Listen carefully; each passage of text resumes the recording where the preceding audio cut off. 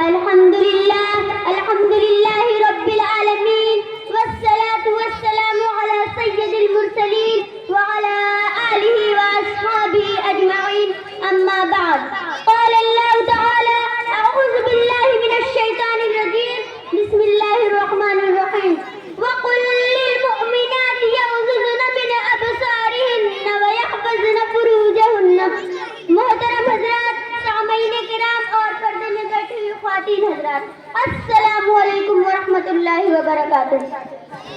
پیاری بہنوں، پردے کے موضوع پر کچھ عرض کرنے سے قبل میں یہ چاہتی ہوں کہ وضاحت کر دوں پردہ ہے کیا۔ پردہ دراصل اسلام کا عورتوں کو دیا گیا ایک تاکیدی حکم ہے۔ دراصل ایک مومنہ کی عزت و عصمت کی حفاظت کا بہترین ذریعہ ہے۔ ہوس کے پجاریوں کی نگاہوں سے بچنے کے لیے ایک ڈھال ہے۔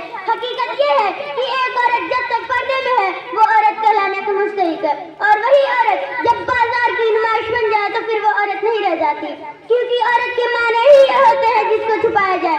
عربی میں شرمگاہ کو عورت کہتے ہیں۔ آج ہماری بہنیں جو یہ کہتی ہیں پردہ قدامت پسندی اور بنیاد پرستی کی علامت ہے، تو ان کے عقل پر پردہ پڑ گیا ہے۔ فیشن کا ٹکاتے ان کو ان کو قرآن کا یہ حکم یاد نہیں رہا، وَلَا يُبْدِينَ زِينَتَهُنَّ إِلَّا مَا ظَهَرَ مِنْهَا، یعنی عورتیں اپنی زینت کو ہرگز ظاہر نہ کریں سوائے ان حصوں کو جن کو کھولے رکھنا مجبوری ہے۔ کیا قرآن کریم کی یہ آیت بھی بنیاد پرستی کی تعلیم دیتی ہے؟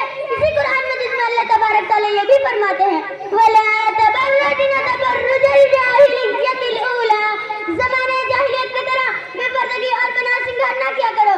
نبی اکرم صلی اللہ علیہ وسلم ایک حدیث میں فرماتے ہیں جو عورت خوشبو لگا کر غیر مردوں کے پاس سے گزرتی ہے وہ جنت کی خوشبو نہیں پا سکتی۔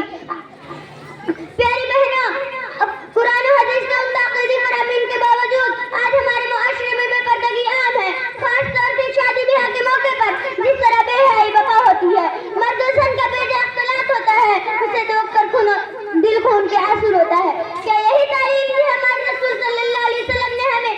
کیا ہمیں حضرت فاطمہ زہرا رضی اللہ عنہا کا نام لینے کا حق حاصل تھا، جن کے پردے کا یہ عالم تھا، جنہوں نے اپنا جنازہ بھی رات میں نکالنے کی وصیت دی تھی؟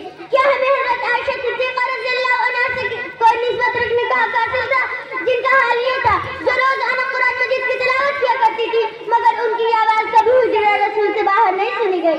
آج ہم نے شرم و حیا کا دامن چھوڑ دیا ہے۔ آج مسلمان لڑکیاں بے پردگی اور بے حیائی کی تمام حدود پار کر رہی ہیں۔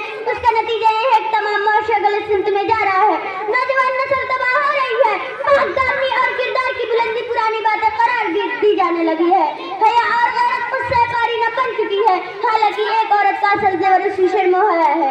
ایک حدیث میں اللہ کے رسول صلی اللہ علیہ وسلم فرماتے ہیں اذا لم تستحی فاصنع ما شئت، جب تمہارے اندر شرم و حیا نہ ہو تو تم سے کسی بھی کام کی توقع نہیں کی جا سکتی۔ پیاری بہنوں، آج ہماری بہنیں بے پردہ ہو کر کالج اور یونیورسٹی جا کر تعلیم حاصل کرتی ہیں۔ میں عصری تعلیم کے خلاف نہیں ہوں، اگر مسلمان لڑکیاں ڈاکٹر نہیں بنیں گی مسلمان خواتین کا علاج کون کرے گا؟ ٹیچر نہیں بنیں گی مسلمان لڑکیوں کو پڑھائے گا کون؟ مگر یہ تعلیم پردے میں رہ کر اسلامی حدود کی پابندی سے بھی تو حاصل ہو سکتی ہے۔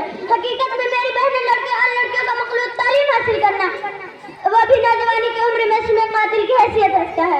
اما عائشہ رضی اللہ عنہا پردے میں رہنے کے باوجود بڑے بڑے صحابہ کو فتویٰ دیتی تھی اور دین کے سلسلے میں ان کی رہنمائی کرتی تھی۔